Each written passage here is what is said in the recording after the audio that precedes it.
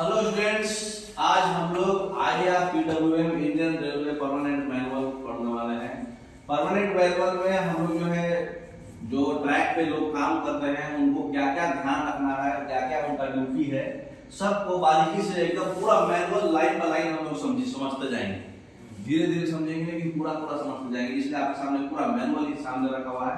देखिए, आपका correction slip 13 तक है, पूरा लेटेस्ट है, जून 2020 तक का मैनुअल इसमें है। और जो भी लेटेस्ट करेक्शन स्लिप है वो भी मैं एक जगह कंपाइल करके रखा हूँ, आपको बताऊंगा। ठीक है, तो इंडियन रेलवे मैनुअल जो है 1986 में सबसे पहले पब्लिश हुआ था। ठीक है, उसके बाद जो है बार बार रीप्रिंट हुआ और करेक्शन स्लिप बार बार टाइम टू टाइम आते गया है। 13 करेक्शन स्लिप अब तक आ गया है और भी आया है, आपको रिसेंटली सब बताते जाएंगे। उसके बाद जो है इंडियन रेलवे मैनुअल और LWR मैनुअल दोनों को मर्ज कर दिया गया है अब। ठीक है, अब दो मैनुअल जो ट्रैक के रिलेटेड, अब सिर्फ एक ही मैनुअल आप फील्ड ऑफिसर्स देखेंगे तो काम चल जाएगा उनका। ठीक है, तो ये देखिए आपका एकदम बिल्कुल लेटेस्ट कॉपी है जून 2020 का। इसमें देखिए कौन कौन मतलब लोग इसमें काम किए हैं, CS शर्मा जो भी है, इनका हमको डिटेल जानने की जरूरत नहीं है, ये हमारे काम का नहीं है। ठीक है, तो आगे देखिए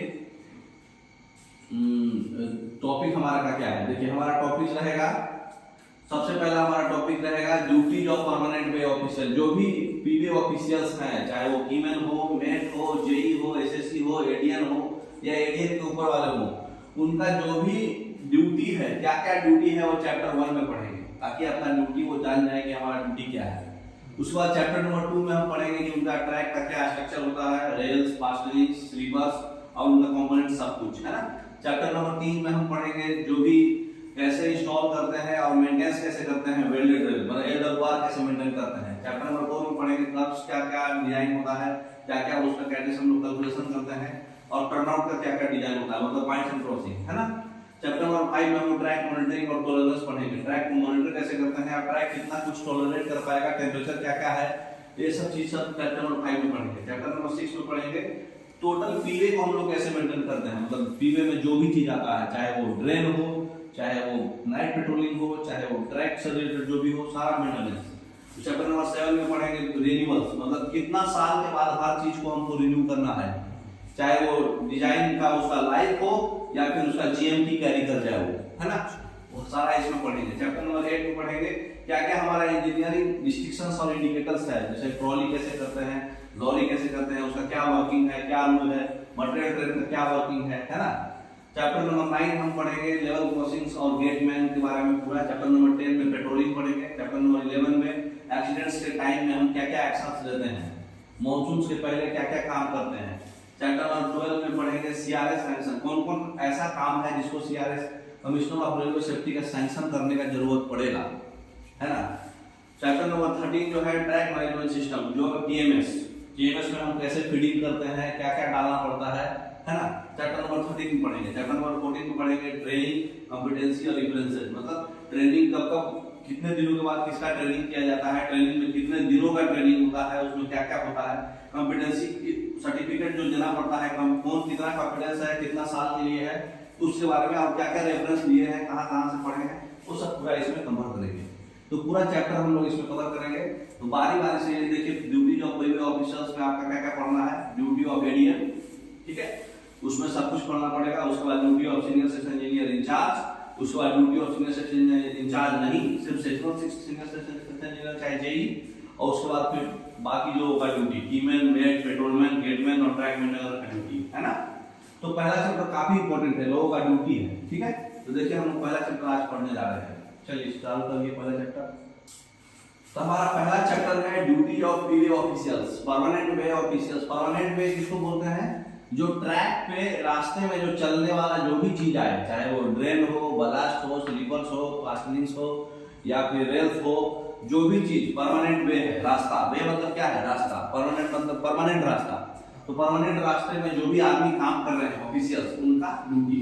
तो सबसे पहले हमारा ड्यूटी किसका पढ़ना पड़ेगा, ADM का, असिस्टेंट डिवीजन इंजीनियर, जो हमारे डिवीजन में बैठते हैं, जो हमारे SSC के ऊपर होते हैं, है ना, उनका हमको ड्यूटी पढ़ना है। ठीक है, तो सबसे पहले हम आज का टॉपिक हमारा ये रहेगा ड्यूटी ऑफ ADM।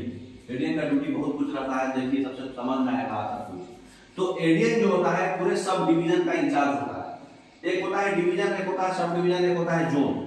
तो जो साउथ सेंट्रल रेलवे चाहे ईस्टर्न रेलवे टोटल 18 जोन्स है, ठीक है।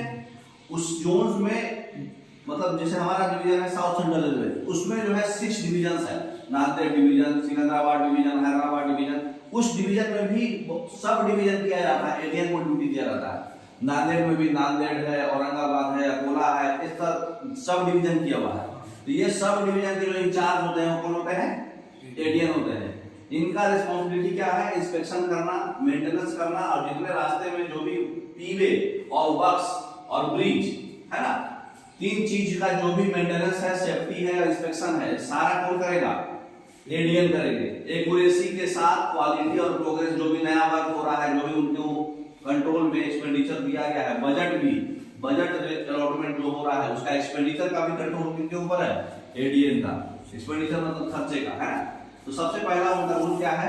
Knowledge of rules and regulations. उनको क्या है? ये पारा भी याद रखिएगा, पारा भी पूछा जाता है। ये कौन से पैराग्राफ का है? पारा मतलब पैराग्राफ, ठीक है। तो paragraph number 1 to 5 105 105 number paragraph और 102 नंबर पारा, इसमें है knowledge of rules and regulation, ठीक है। किसका? एडीएन का। पहला, एडीएन को सबसे पहले जो भी रूल्स है, Indian railway act, Indian railway general rule और सब्सिडरी रूल, जीएनएसआर पढ़ते हो आप लोग दोस्तों शॉर्टकट में, और Indian railway schedule of dimensions, Indian railway P way manual, Indian railway track machine manual, है ना, standard track manual, flash butt welding manual. उसके बाद जो भी फ्यूजन वेल्डिंग जो होता है, एटी वेल्डिंग, हम लोग जो नॉर्मल ट्रैक पे वेल्डिंग करते हैं क्या होता है? एटी वेल्डिंग, उसको बोलते हैं एल्यूमिनो थर्मिक वेल्डिंग, है ना। तो एटी वेल्डिंग का मैनुअल, फिर ग्लूड ज्वाइंट का जो ग्लूड इंसुलेटेड ज्वाइंट होता है ना, ग्लूड ज्वाइंट, उसका मैनुअल, फिर जो रिकंडीशनिंग करते हैं पॉइंट्स एंड क्रॉसिंग पे, स्विच पे, एसीजे पर, या फिर कास्ट मैग्नीज स्टील का जो क्रॉसिंग होता है, सीएमएस क्रॉसिंग। तो सीएमएस क्रॉसिंग का प्रॉब्लम होता है कास्ट मैग्नीज स्टील, ठीक है। और जो नॉर्मल पॉइंट्स एंड क्रॉसिंग होता है वो कौन सा स्टील का बना होता है? मीडियम मैग्नीज स्टील का बना होता है। ये सब एग्जाम में आता है। और स्विच एक्सपेंशन ज्वाइंट एसीजे, जो एसीजे क्या होता है?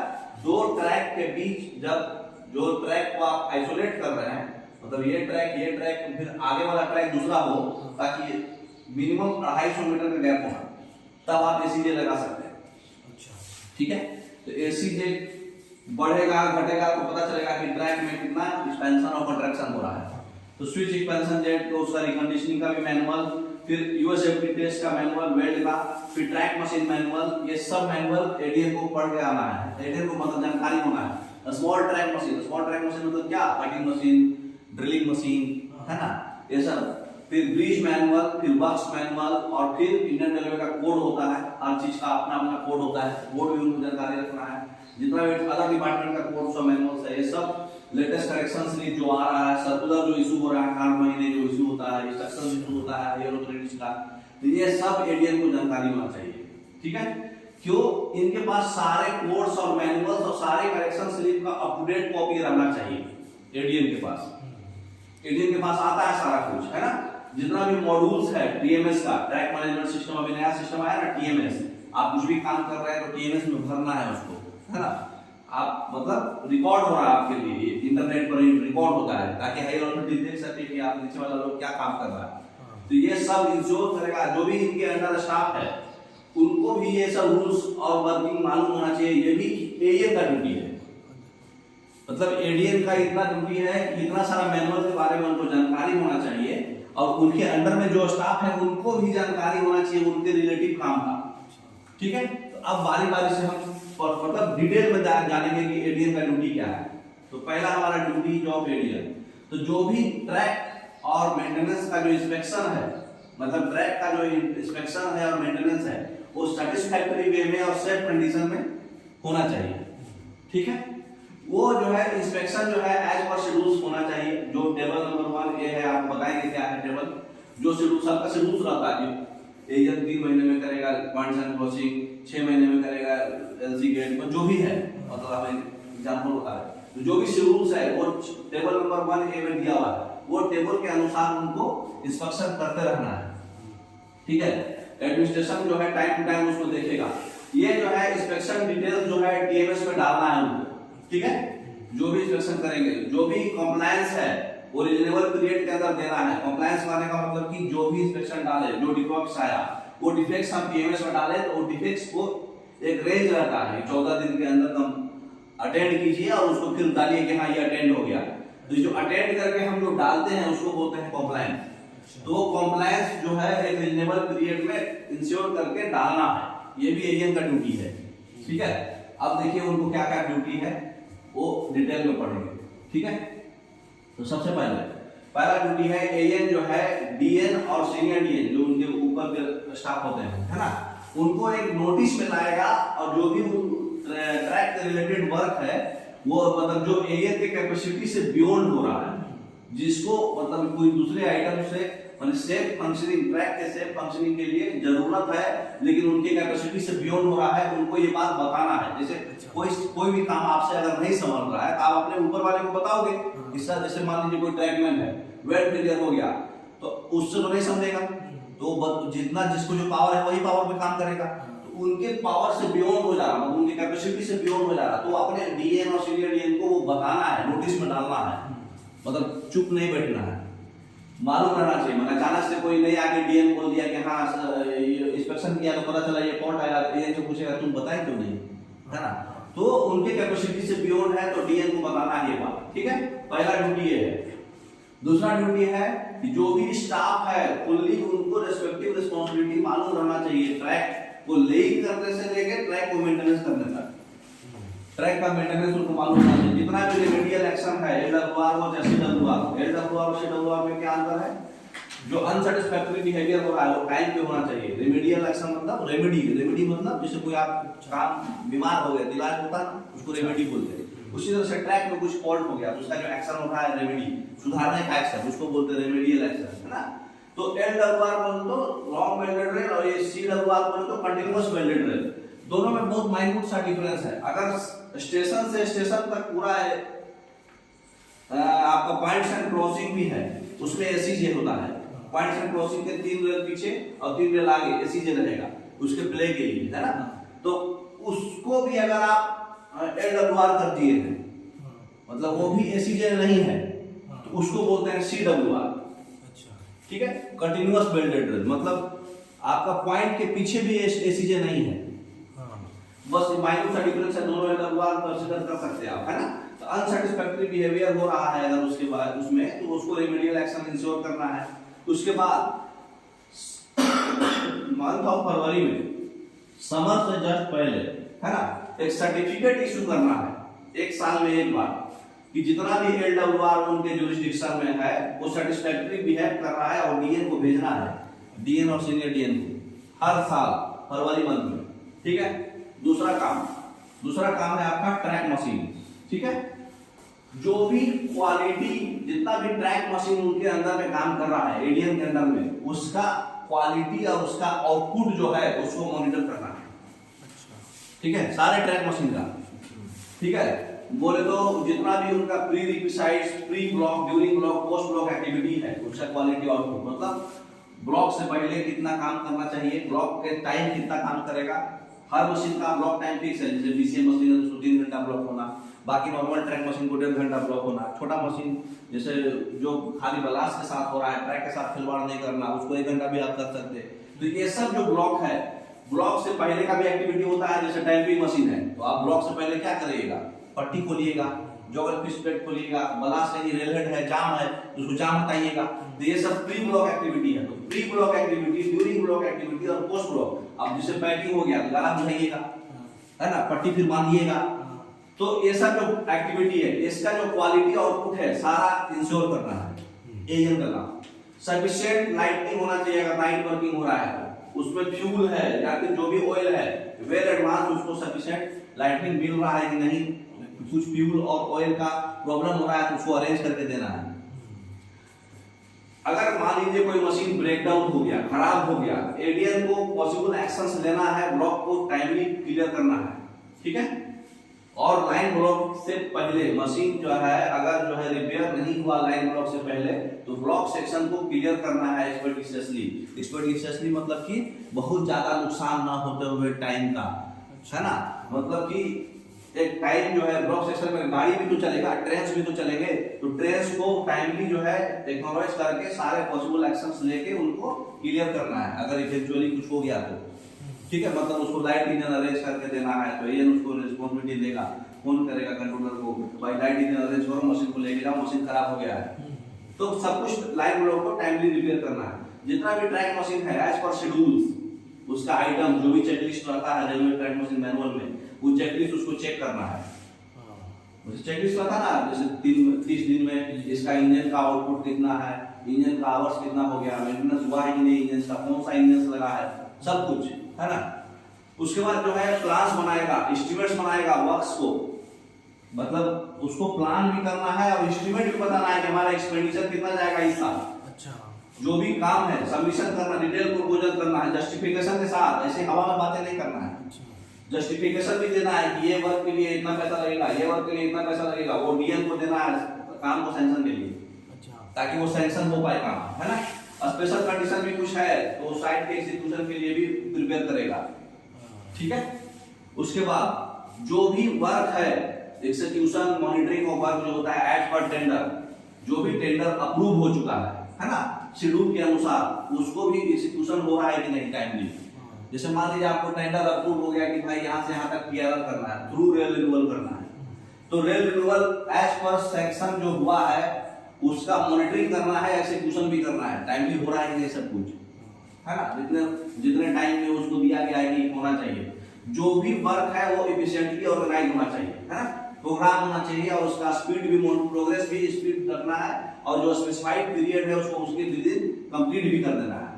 ठीक है, तो एडीएन जो है हमेशा टाइमली मेजरमेंट और बिल्स का प्रिपरेशन भी टाइमली, जो टेस्ट चेक होता है वो चेक करके, क्वालिटी चेक करके, क्वांटिटी चेक करके उसको प्रिपेयर भी करना है, बिल भी बनाना है उसको टाइमली मेजर करके। ठीक है, फिर है बलास्ट का मेजरमेंट। एएन क्या करेगा, बलास्ट का मेजरमेंट करेगा। एएन जो है या तो मेजर करेगा या फिर मेजरमेंट्स ऑफ बलास्ट जो है 100% चेक करेगा, क्वालिटी भी और क्वांटिटी भी। अच्छा, बलास्ट का 100% चेक एएन की रिस्पांसिबिलिटी होता है। अगर मेजरमेंट एसएससीपी में इंचार्ज और वर्क्स कर रहा है एज पर प्रैक्टिस, लेकिन उसको टेस्ट चेक करना है। अच्छा, 100% रिस्पांसिबिलिटी एएन का होता है। फिर सारे department SNT, signal, electricity, works जो भी है ऑपरेटिंग, सबके साथ कोऑर्डिनेशन बना के रखना है, ये भी एएन का काम है। फिर इंस्पेक्शंस का मॉनिटरिंग, वर्क्स का मॉनिटरिंग, जितना भी रिकॉर्ड्स है सबऑर्डिनेट ऑफिसर्स का रिकॉर्ड, वो टीएमएस प्रॉपर कर रहा है कि नहीं, वो प्रॉपर टाइमली कर रहा है कि नहीं, वो रिकॉर्ड मेंटेन कर रहा है कि नहीं, सबऑर्डिनेट उसके नीचे वाला वो भी उसके काम है, उसको मॉनिटर करना है सारा इंस्पेक्शन। एडीएन जो है सारा इंस्पेक्शन जो एंट्री हो रहा है एसएससीपी में इंचार्ज के द्वारा या फिर सेक्शनल एसएससी के द्वारा टीएमएस में, उसको इंस्पेक्शन का एंट्री को मॉनिटर करना है, स्क्रूटनाइज करना है उसको। स्क्रूटनाइज मतलब कि उसको चेक करते रहना है और बताना है कहां गलती की है, यहाँ सुधारो, है ना। और फिर इंश्योर करना है उसका कंप्लायंस। कंप्लायंस मतलब जो भी गलत किया या फिर जो भी डिफिशिएंसी निकला उसको विद इन टाइम पीरियड में उस अटेंड किया कि नहीं, मतलब जिसको अटेंशन का जरूरत है वो विद इन रीजनेबल पीरियड में अटेंड हुआ कि नहीं। ठीक है, उसके बाद और क्या करेगा, यूएसएफडी जो होता है जेईई एसएससी में जो यूएसएफडी जो चेक करता है, यूएसएफडी बोल तो अल्ट्रासोनिक फ्लॉड डिटेक्शन, वो एक कम से कम 1 महीने में एक बार हायर अथॉरिटी के द्वारा मतलब वो इंस्पेक्शन करेगा, टेस्ट चेक करेगा। ये अल्ट्रासोनिक क्या बोले, हर महीने में यूएसएफडी जो चेक करता है, यूएसएफडी का एक शेड्यूल रहता है, मतलब किस मतलब कितना में कितना इंस्पेक्शन होना है उसको। मतलब हम एक रेंज दिया जाता है उसको, 1 महीने में 80 किलोमीटर करना है, कोई नया बेल्ट हुआ है तो उसको इतने महीने के अंदर 1 महीने के अंदर कर देना है, उसका भी आप पढ़िएगा डिटेल, तो उसका भी टेस्ट चेक हर महीने उसको करना है इंस्पेक्शन। ठीक है, जितना भी ऑफिस है, स्टोर्स है, जितना भी इंचार्ज का स्टोर्स है 1 साल में एक बार करना है। ठीक है, और मतलब इम्प्रेस मटेरियल्स को अपकीप रखना है, जो भी स्मॉल ट्रक मशीन है उसको वर्किंग में रखना है, जो भी नरीन इंडिकेटर्स बोर्ड्स है, caution indicators board, speeds board, termination boards, TP board, TT board, है ना, सब indicators boards, small track machines, protection का जो भी इक्विपमेंट्स है, भोटा, झंडा वंडा जो भी होता है ना, जो भी प्रोटेक्शन का इक्विपमेंट्स है, इंपॉर्टेंट आइटम्स है स्टोर्स में, रिकॉर्ड्स में, जो भी ऑफिस में, उसको पूरा इंस्पेक्शन करना है साल में एक बार। ठीक है, फिर जो हायर ऑफिशियल्स है उसको एक कंपनी भी करना है उनको, एएन से ऊपर वाले जो भी ऑफिसर आएगा उसके साथ एएन जरूर जाएगा, ताकि उनका इंस्पेक्शंस क्या किए हो आप अपने पास उनको बता सको आप, और रिकॉर्ड्स को फिर आगे कैरी फॉरवर्ड कर सको। ठीक है, और जितना भी मैनुअल्स है, सॉफ्ट कॉपी हो चाहे हार्ड कॉपी हो, उसको अपडेटेड रखना है। ठीक है,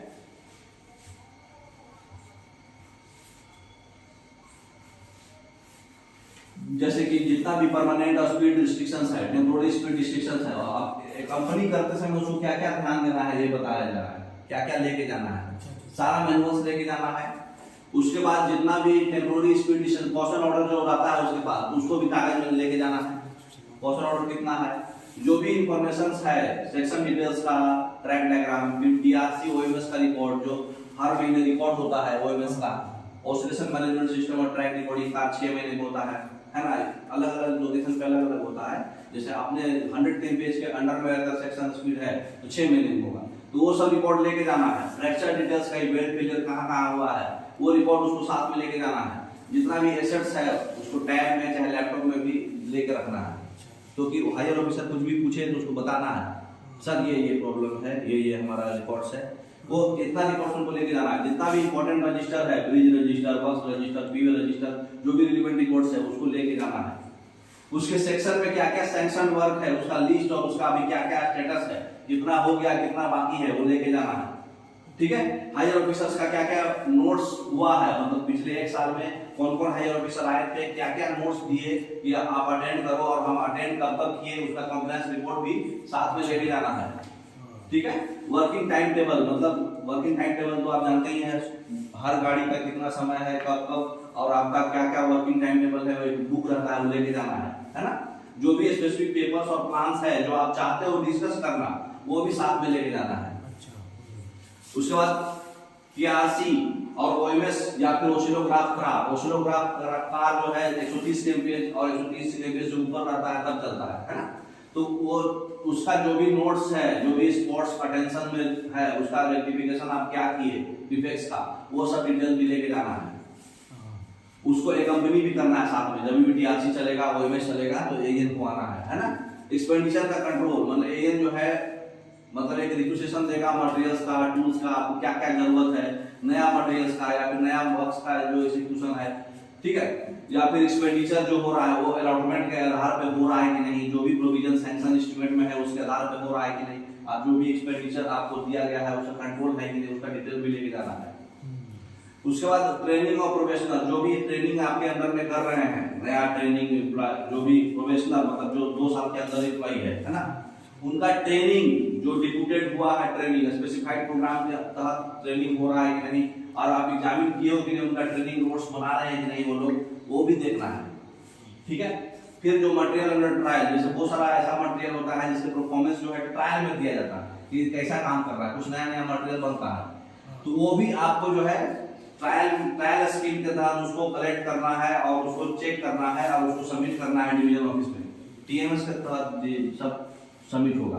ठीक है, उसके बाद जो है जो भी एजेंट के अंदर स्टाफ है उसको डील करना है, कैसे डील करेगा वो, स्ट्रिक्ट डिसिप्लिन मेंटेन करेगा, एक रूल के अंदर है ना, सर्विस और लीव रिपोर्ट्स मेंटेन रखेगा अप टू डेट है ना, अपील्स और रिप्रेजेंटेशन जो है प्रॉम्प्टली डील करेगा, मतलब बहुत लोग होते हैं ना, मतलब उसको मान लीजिए आप डीआर एक्शन लगा दिए, चार्जशीट दे दिए, तो वो अपील करेगा कि सर हमको चार्जशीट क्यों दिए, या फिर रिप्रेजेंटेशन देगा, तो उसको भी डील करना है प्रॉम्प्टली, मतलब गलत बायस नहीं करना है कि ये अच्छा बच्चा है इसको हटा दो चार्जशीट से, ये गंदा बच्चा है इसको चार्जशीट दे दो, ऐसा नहीं, मतलब प्रॉम्प्टली डील होना चाहिए, जो रिक्वायरमेंट है एक्चुअल वही अपील्स भी डील होना है। जो भी वेरियस पोस्ट्स है जैसे मेड्स है, टीमैन है, वो पोस्ट जो है फिल करना है सिलेक्शन करके एएन का है ना, जितना भी सेक्शन इंजीनियर है, जो भी स्टाफ उनके अंदर वो काम कर रहा है उनको प्रॉपर ट्रेनिंग देना है ताकि वो मेंटेनेंस, सेफ्टी, प्रोटेक्शन रूल्स सब जान पाए प्रॉपर स्टेज पर है ना। उसके बाद टाइमली सप्लाई करना है उनको, winter jackets, uniform, safety suit, torch, जो भी स्टाफ को जो डिस्ट्रीब्यूटर क्राइटेरिया पे जो मिलता है टाइमली उनको सप्लाई करना है। ठीक है, फिर इमरजेंसी के केस में क्या करना है, इन केस ऑफ इमरजेंसी अगर एक्सीडेंट हो गया या फिर कोई ब्रीच हो गया, मतलब ब्रीच बह गया या फिर उसका मतलब बाढ़ आ गया है ना, ट्रेन का मतलब अफेक्शन हो रहा है, उसमें अफेक्ट हो रहा है ट्रेन, तो उसको साइड पे जाना है बहुत जल्दी, क्विकेस्ट अवेलेबल मींस है, ऐसा नहीं कि हाँ हमारे पास गाड़ी नहीं हम नहीं जाएंगे, जो भी अवेलेबल मींस है उससे सबसे जल्दी उससे पहुंचना है उसको, उसके बाद जो भी मटेरियल रास्ते में उसको जो भी मटेरियल्स का जरूरत पड़ेगा, जो आदमी का जरूरत पड़ेगा, वो फोन से अरेंज करना है उसको, है ना। उसके बाद एक्सीडेंट रिलीफ इक्विपमेंट जो जरूरत है उसको वहां पहुंचाना है, सारा पॉसिबल मीजर्स, ताकि ट्रैक को जल्दी रीस्टोर कर लिया जाए, वो उसको करना है, इंश्योर करना है, ठीक है। अगर एक्सट्रीम वेदर है, एक्सट्रीम वेदर में भी बहुत कुछ हो जाता है, बाढ़ आ जाता है या फिर बहुत ज्यादा हाई टेम्परेचर होने से बकलिंग हो जाता है, तो एक्सट्रीम वेदर में भी उसको प्रिपरेटरी वर्क्स करना है ना, प्रिकॉशंस लेके चलना है। मॉनसून से पहले समर के टाइम में, विंटर के टाइम में जो वेल बिफोर काम होता है वो प्रिकॉशन कर लेना है पहले ही। एडीएम को सारा रेलवे अफेक्टिंग वर्क जो भी है उसका हिस्ट्री बनाना है, उसको वल्नरेबल लोकेशन, जो खराब लोकेशंस है जहां पे वॉचमैन की जरूरत है उसको भी पोस्ट करना है उसको, ठीक है। एडीएम को जो है जो भी रिक्वायर्ड इक्विपमेंट है या फिर प्रॉपर ट्रेनिंग काउंसलिंग चाहिए पेट्रोलमैन को या फिर वॉचमैन को, अकॉर्डिंग टू एक्सट्रीम वेदर उसको रेमेडियल एक्शन क्या क्या जरूरत है उसको ट्रेनिंग देना है कि आप इस समय क्या करोगे, वॉचमैन को बताओगे क्या क्या देखोगे आप यहाँ पर, है ना।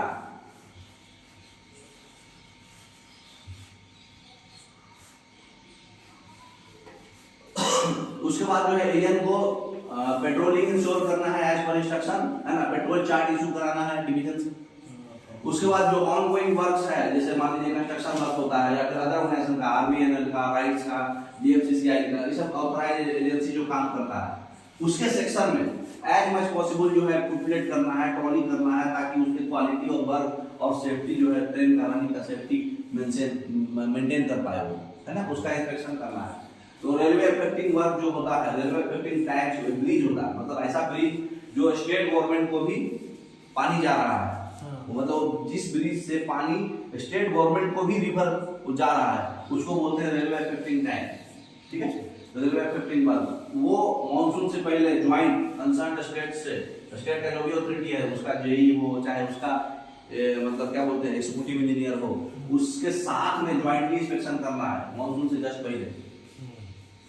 फिर जो भी ट्रांसफर ऑफ चार्ज है, मतलब एरियन अगर जो है ट्रांसफर कर रहा है तो पैराग्राफ 143 से 147 में जो इंडियन रेलवे कोड में जो पैराग्राफ दिया है इंजीनियरिंग डिपार्टमेंट में वो ट्रांसफर करेगा। मतलब जब आपका ट्रांसफर होगा तो आप ट्रांसफर में बहुत सारा रूल्स है कि आपको कितने दिन के अंदर सारा जो आपके अंदर में जो आपके बदले आ रहा है उसको दिखाना है सब कुछ। भाई हमारे सेक्शन में ये है, यहाँ मतलब यहाँ ये मटेरियल्स पड़ा हुआ है, इतना स्टोर्स में ये मटेरियल है, अभी ऑन गोइंग वर्क्स ये है, सैंक्शन वर्क ये है, हमको इतना काम और कराना है, इतना काम हो चुका है, इतना एक्सपेंडिचर हमारे पास अभी दिला चुका है, इतना एक्सपेंडिचर और बाकी है, सब कुछ डिटेल्स उसको बताना है विद इन 6 मंथ्स, ठीक है।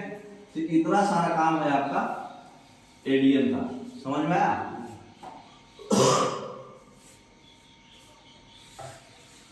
ठीक है, तो ये जो है असिस्टेंट इंजीनियर का जो है डिविजनल इंजीनियर का इंस्पेक्शन का शेड्यूल है कि कब तक उसको शेड्यूल का मतलब इंस्पेक्शन करना है। जैसे food inspection, push trolley inspection, है ना, तो पुश ट्रॉली इंस्पेक्शन उसको कब करना है, जब स्पीड 110 kmph से ऊपर है और मल्टीपल लाइन है, entire section once in 4 months करना है। फूड भी, ऑन फूड भी और पुश ट्रॉली जैसे करो आप, है ना। जब 110 kmph से ऊपर का स्पीड है और मल्टीपल लाइन है तो 4 महीने में एक बार, और अदर रूट है ना, बाकी मतलब एसएससीपी में इंचार्ज का हर एक क्वार्टर में फूड इंस्पेक्शन उसको एक बार करना है, मतलब हर एक 3 महीने में। लूप लाइन्स, यार्ड वार्ड सब हर एक 3 महीने में पुश ट्रॉली कर लेना है उसको, ठीक है। उसमें पूरा देखना है, उसका ड्रेनेज देखना है, कटिंग्स देखना है, फॉर्मेशंस देखना है, बाकी जो भी आइटम्स है, फिटिंग्स, ग्रीसिंग, आईआरसी ग्रीसिंग हुआ है कि नहीं, टो रोड चेक करना है, उसका साउंडनेस चेक करना है, बुनिया चेक करना है, पीस स्लीपर का स्क्वायर है कि नहीं, ग्रिप चेक करना है, लंबा कितना आगे पीछे भागा है ना। जो भी इसमें शेड्यूल इंस्पेक्शन जो उनका डिटेल है वो पुश ट्रॉली में उनका पूरा देखना है, ठीक। अगला गैंग का अटेंडेंस, गैंग का इक्विपमेंट, गैंग का चार्ट, गैंग का डायरी, गैंग का बुक, जो भी प्रिस्क्राइब्ड शेड्यूल मेंटेनेंस में दिया जाता है, ये भी जो है डबल लाइन, मल्टीपल लाइन, जो भी पैरेलल इंस्पेक्शन जो है सारा जो है पुश ट्रॉली जो भी इंस्पेक्शन है वो उसको 4 महीने में, अगर स्पीड 110 से ऊपर है तो 4 महीने में, और 110 से नीचे है तो 3 महीने में एक बार कर लेना है, ठीक है। और एसएससी इंचार्ज का मिनिमम एक गैंग तो हर एक क्वार्टर में उसको चेक करना है, मतलब हर 3 महीने पे, हर 3 महीने पे अपने अंडर में जो भी इंचार्ज है उसका एक गैंग 3 महीने में उसको चेक कर लेना है, ठीक है। उसके बाद जो है करेक्शन स्लिप में हटा दिया गया। अगला जो है फास्ट ट्रैक इंस्पेक्शन, मतलब इंजन इंस्पेक्शन, फुट प्लेट है ना। इंजन इंस्पेक्शन जो फास्ट ट्रैक है हर महीने एक बार करना है, इंटायर अपना डिवीजन जो भी उसको सब डिवीजन दिया गया है, या वो रियर विंडो से करे या फिर इंजन से करे, है ना। फिर लेवल क्रॉसिंग हर 6 महीने में एक बार उसको करना है। हाँ, फिर कर्व गुलाई जो है टीआरसी, ओएमएस और फुटप्रिंट इंस्पेक्शन के आधार पे और जेई के डिटेल के आधार पे उसको करना है। ये भी जो है कर्व जो है हर साल पूरा कर्व उसका कवर हो जाना चाहिए 6 महीने में। 6 महीने में एसएससी जेई करेगा और साल में एरियन करेगा। पॉइंट्स एंड क्रॉसिंग साल में एक बार, जितना भी पॉइंट्स एंड क्रॉसिंग जो पैसेंजर रनिंग लाइंस है उसका साल में एक बार कर लेना है। लेकिन जो नन अदर लाइन है जिसमें पैसेंजर नहीं चलता हो, गुड्स चलता हो या फिर साइडिंग लाइन, उसका 10% कर लेना है साल में, ठीक है। एडब्ल्यूआर हो, एसीजे हो, 6 महीने में एक बार सारा एसीजे हॉटेस्ट मंथ और कोल्डेस्ट मंथ प्रिफरेबली उसमें करे तो बेटर है, लेकिन 6 महीने में एक बार कर लेना है। लेकिन बेहतर है कि वो हॉटेस्ट मंथ और कोल्डेस्ट मंथ में करना है। फिर ब्रिज पे जो ट्रैक है, ब्रिज पे अप्रोच में जो ट्रैक है, जो भी गटर ब्रिज होता है, गटर ब्रिज मतलब स्टील का गटर है, जैसे 110 ब्रिज है हमारा गोदड़ी में, गोदड़ी धनोरा के बीच, उसको इंस्पेक्शन करना है एनुअल में, मतलब नॉर्मल ट्रैक इंस्पेक्शन के अलावा सेपरेट इंस्पेक्शन करना है उसको साल में एक बार। उसके चैनल स्लीपर भी है ना, उसका स्लीपर चैनल स्लीपर होता है, स्टील का रहता है ना, स्टील का बना रहता है स्लीपर, उसको साल में एक बार करना है। एटी वेल्डिंग, जहां पे भी वेल्डिंग हो रहा है हर एक वेल्डिंग टीम महीने में एक बार करना है उसको। कोई भी इंचार्ज का एक वेल्डिंग टीम को महीने में एक बार इंस्पेक्शन करना है उनको। यूएसएफडी का जो टेस्ट हो रहा है उसको मिनिमम 2 घंटा ट्रॉली इंस्पेक्शन के टाइम में चेक करना है उसको हर महीने। मॉनसून पेट्रोलिंग, जब मॉनसून पेट्रोलिंग चालू हुआ, मतलब मॉनसून मतलब बारिश वाला पेट्रोलिंग जब चालू होगा तो उसका पेट्रोलमैन का नाइट जो है महीने में एक बार कम से कम ट्रेन से या पुश ट्रॉली से या मोटर ट्रॉली से या ऑन फुट, जैसा उसकी मर्जी, साल महीने में एक बार नाइट में करना है 12 से 4 के बीच में, 12 बजे रात से लेकर 4 बजे सुबह तक के बीच में। हॉट वेदर पेट्रोलिंग, जब हॉट वेदर पेट्रोलिंग इंट्रोड्यूस होगा तो उसको पेट्रोलमैन को डे टाइम में 12 से 4 के बीच दिन में महीने में एक बार या तो ट्रेन से या तो पुश ट्रॉली से या तो मोटर ट्रॉली से करना है। हॉट वेदर पेट्रोलिंग हो चाहे मॉनसून पेट्रोलिंग हो, महीने में एक बार करना है 12 से 4 के बीच में। मॉनसून वाला रात में, हॉट वेदर वाला दिन में। मॉनसून वाला मतलब एज पर मौसम के आधार पे, कोल्ड वेदर वाला रात में, है ना। फिर नाइट फुट प्लेट इंस्पेक्शन भी करना है उनको महीने में एक बार, उनको नाइट फुट प्लेट करना सरप्राइज। अच्छा, उसमें क्या क्या चेक करेगा वो, गेटमैन का अलर्टनेस क्या है, स्टेशन का स्टाफ का, पेट्रोलमैन का, जो भी स्टेशनरी वॉचमैन है वल्नरेबल लोकेशन पे, जो भी मतलब कटिंग शूटिंग्स में रहता ना जहां पत्थर गिरने का चांस है, सस्पेक्टेड बॉर्डर कॉलिंग हो रहा है, वहां पे स्टेशनरी वॉचमैन का। फिर स्पीड लिमिट भी चेक करेंगे लोको पायलट इंजन में जाके, loco pilot speed limit maintain कर रहा है कि नहीं, जहां स्पीड कम रखना है वहां कम रखना है कि नहीं, सिग्नल्स का विजिबिलिटी कैसा है, जो भी कलिंग का फिक्स सिग्नल्स है, हेक्टोमीटर पोस्ट है, राइटिंग क्वालिटी कैसा है, ये सब का विजिबिलिटी कैसा है। मतलब ऐसा तो नहीं है कि वो मतलब घास से छुप गया हो, हेक्टोमीटर पोस्ट है ना। तो इंस्पेक्शन जो है रात को 12 से 4 के बीच में ही करना है नाइट फुट, ठीक है। प्रीफरेबली है लेकिन उसी टाइम में करना है ना। ब्रिज इंस्पेक्शन साल में एक बार, मॉनसून के जस्ट बाद करना है ब्रिज इंस्पेक्शन। आफ्टर मानसून जितना भी आरओबी है, आरओबी ब्रिज है, जिसका कंडीशन जो है मतलब स्पेशल इंस्पेक्ट करना है ज्यादा, उसको ज्यादा भी कर सकते हैं आप, जो इंडियन रेलवे ब्रिज मैनुअल के अनुसार मॉनसून के जस्ट बाद ब्रिज इंस्पेक्शन करना है। अब एक मॉनसून के पहले क्या करना है, टनल का इंस्पेक्शन, फिर रॉ ब्रिज, रॉड ब्रिज जिसमें स्टेट गवर्नमेंट का रहता है वो मॉनसून के पहले करना है। टनल्स देखिए क्या है, before monsoon, once in a year before monsoon. Bridge inspection after monsoon, tunnels before monsoon. उसमें चेक करना है, स्पेशल अटेंशन देना है एज पर जो भी इंस्ट्रक्शन दिया हुआ है मैनुअल में। रॉ ब्रिज, रॉड ब्रिज ये भी बिफोर मानसून, वो ज्वाइंटली करना पड़ेगा। रॉ ब्रिज और रॉड ब्रिज जो होता है स्टेट गवर्नमेंट में भी पानी जा रहा है तो वो ज्वाइंटली करेंगे स्टेट गवर्नमेंट एम्प्लॉय के साथ, है ना। कटिंग्स भी before monsoon, once in a year before monsoon, है ना। प्राइवेट साइडिंग, कटिंग समझते हैं ना, कटिंग्स उसको बोलते हैं जहां ट्रैक के दोनों साइड बंद है, मतलब दोनों साइड खुला नहीं है, ओपन नहीं है, जैसे हमारा 30 से 31 किलोमीटर इधर भी बला, इधर भी मिट्टी भरा हुआ है, इधर भी मिट्टी भरा हुआ है, मतलब विजिबिलिटी पुअर है, उसको कटिंग्स बोलते हैं। तो वो कटिंग्स का इंस्पेक्शन जो है हर साल में एक बार करना है बिफोर मॉनसून। प्राइवेट साइडिंग साल में एक बार करना है, जो भी प्राइवेट साइडिंग है, गुड साइडिंग रहता है ना कहीं कहीं, जैसे मार्टेगरी का, मार्टेगरी में गुड साइडिंग बना हुआ है साइड, वो प्राइवेट साइडिंग है, तो private siding once in a year. Land verification भी करना है, पूरे साल में एक बार आपके अंदर कोई भी रेल इंक्रोचमेंट तो नहीं किया, कोई बाहरी आदमी तो हड़प तो नहीं लिया, या फिर आपका एक्स्ट्रा लैंड तो कोई दूसरे का नहीं हड़प लिया आप, तो लैंड रिकॉर्ड्स भी वेरिफिकेशन करना है साल में एक बार। फिर side drain, cash water drain, bridge water का, ब्रिज का वाटर वे, ब्रिज में जो नीचे नीचे पानी जाता, ब्रिज के नीचे, पियर के नीचे जो स्पेस है ना, दो पियर के बीच में, दो पियर के बीच में स्पेस जो रहता, तो नीचे का पानी वाटर में क्लियर तो नहीं है, मतलब क्लियर है ना, घास फूस तो नहीं है, कचरा तो नहीं भरा हुआ है, वो पूरा साल में एक बार मॉनसून से पहले, है ना। कैच वाटर ड्रेन किसको बोलते हैं? जो कटिंग के ऊपर पानी, मतलब पहाड़ से जो पानी, मतलब पहाड़ का पानी पहाड़ में ही तक चला जाए, उधर ही ऊपर ऊपर जो रहता। Office and store of SCC, वो साल में एक बार बताया आपको, जो भी एससीसी इंचार्ज का जो स्टोर होता है, ऑफिस होता है, वो भी साल में एक बार। छोटा छोटा small track machine, cutting machine, drilling machine, ये सब प्रॉपर काम कर रहा है कि नहीं, है ना। वेल्ड ट्रिमर, जो भी छोटा छोटा मशीन है, वो सब छोटा छोटा मशीन को 6 महीने में एक बार इंस्पेक्शन करना है, ठीक है। फिर ट्रैक मशीन, जितना भी ट्रैक मशीन है 14 दिन पर, हर 14 दिन पर, सीएसएम हो, डीटीएस हो, डब्ल्यूएसटी टैपिंग मशीन है ना, unimat machine, BCM ballast cleaning machine, shoulder ballast cleaning machine, है ना।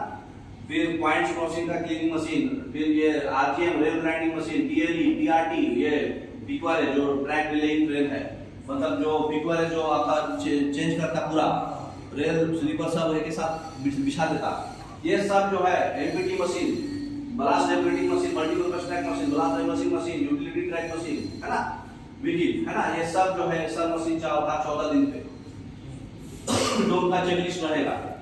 फिर जो आरबीएनएल है, राइट्स है, कुछ अलग कंस्ट्रक्शन काम कर रही है, वो एज मच जितना पॉसिबल हो, उसका कोई क्राइटेरिया नहीं है कि कितना दिन में करना है, लेकिन जितना पॉसिबल हो उसको करना है, ठीक है। अब जो भी रोड्स है, रीजनेबल लेवल्स है सेक्शन में, वो ट्रॉली इंस्पेक्शन में या फुट में उसको चेक करना है। जो वो घाट सेक्शन है ना, घाट सेक्शन किसको बोलते हैं? जहाँ पर मतलब कम्युनिकेशंस नहीं आ पाता प्रॉपरली, जैसे आपका गंडी है, मतलब कोसाई और अंबाड़ी के बीच, जहाँ पे प्रॉपर कम्युनिकेशंस नहीं है, वाइल्ड एनिमल्स आ सकते, है ना, उसको बोलते घाट सेक्शन, है ना। अचानक से कभी भी बोर्डर्स गिर सकता, है ना, वो सब घाट सेक्शंस कहलाता। तो घाट सेक्शंस में उनको ट्रॉली इंस्पेक्शन और फुट इंस्पेक्शन फ्रीक्वेंसी ज्यादा करना है ना। और जिसका स्पीड 110 से ज्यादा है उस सेक्शन में मतलब क्या बोलते हैं, पीसी का अप्रूवल अगर है, जो भी सेक्शन घाट सेक्शन हो गया, वो अप्रूवल कौन देगा? पीसी। ये घाट सेक्शन है कि नॉर्मल सेक्शन है? तो घाट सेक्शन का अप्रूवल पीसी देता है। तो जो भी है वो एसएससी पीवे इंचार्ज का कंप्लीट सेक्शन, सबसे लोएस्ट यूनिट जो होता है एसएससी पीवे का इंचार्ज का सेक्शन, वो आइडेंटिफाई करके पीसी के अप्रूवल के लिए इसको देना है। एएल साहब को ही देना है कि हाँ ये घाट सेक्शन में है सर, इसको घाट सेक्शन के लिए अप्रूव कर दीजिए, ठीक है। फिर ये डिजायर करना है, अगर ट्रॉली नहीं है, यूटीवी नहीं है, ठीक है, या फिर कोई रेल बोर्न मेंटेनेंस व्हीकल होता है, मतलब ऐसा व्हीकल जो रेल पे भी चले, रोड पे भी चले, है ना, ये सब जो है यूजफुल होता है वर्क साइट के लिए, या फिर रेडी बिल्डिंग के लिए, या फिर इमरजेंसी में रिपेयर के लिए। ये सब व्हीकल का अवेलेबिलिटी, ताकि इफिशिएंट यूटिलाइज कर पाओ मैन पावर को आप, उसके लिए भी मतलब यूटीवी और आरवीवी इस रूप में हमको चाहिए। उसका मूवमेंट डिजायर होना, मतलब हमको इच्छा, मतलब डिमांड करना कि भाई सर हमको यूटीवी ज्यादा चाहिए, हमको ये मशीन चाहिए, मतलब ट्रॉली के ऑप्शंस में ये सब आपको देना है। फिर जो भी इंस्पेक्शन है एज पर शेड्यूल जो है वो पीसी डिसाइड करेगा, है ना, और उसको इंफ्रास्ट्रक्चर जो भी है वो मोबिलाइज करेगा, मतलब ट्रैक मशीन एक्स्ट्रा कुछ जरूरत है तो देगा, है ना। तो पीसी को रिकमेंड करना है इनको, है ना, जो भी रूट है वो इंप्लीमेंट करके उनको रिकमेंड करना है। समझ में आया बात? पर्सनल सेफ्टी के लिए और फूड इंस्पेक्शन में जो भी ऑफिसर्स इंस्पेक्शन आप कर रहे हो, पर्सनल सेफ्टी के लिए एडिशनल ट्रैकमैन को अलर्ट रखने के लिए, या फिर कोई ट्रेन अप्रोच हो रहा है तो आपको एडिशनल ट्रैकमैन प्रोटेक्टिव इक्विपमेंट के साथ, जैसे मान लीजिए आपका कटिंग है, आगे से भी नहीं दिख रहा, पीछे से भी नहीं दिख रहा, तो 400-500 मीटर आगे एडिशनल ट्रैकमैन रखना है आपको, इधर भी 400 मीटर पीछे एडिशनल ट्रैकमैन रखना है प्रोटेक्टिव इक्विपमेंट के साथ। वो बताएगा आपको फोन से कि सर आगे ट्रेन आने वाला है, आप ट्रैक छोड़ के हट जाइए। तो जोनल रेलवे इसको प्रायोरिटाइज करेगा, मतलब खास सेक्शंस को, हायर स्पीड रूट्स, स्पीड कितना रखना है, हाँ ये सब आपको एएन को रिकमेंड करके देना है। ठीक है, तो आज हमारा इतना ही चलेगा। अब अगला जो है हम लोग कल पढ़ेंगे एसएससी पीबी इंचार्ज का क्या क्या ड्यूटी है। ठीक है, ये आपको समझ में आया होगा, एक बार अच्छे से रिवाइज कर लीजिएगा तो पूरा समझ में आ जाएगा। ठीक है, ओके, थैंक यू।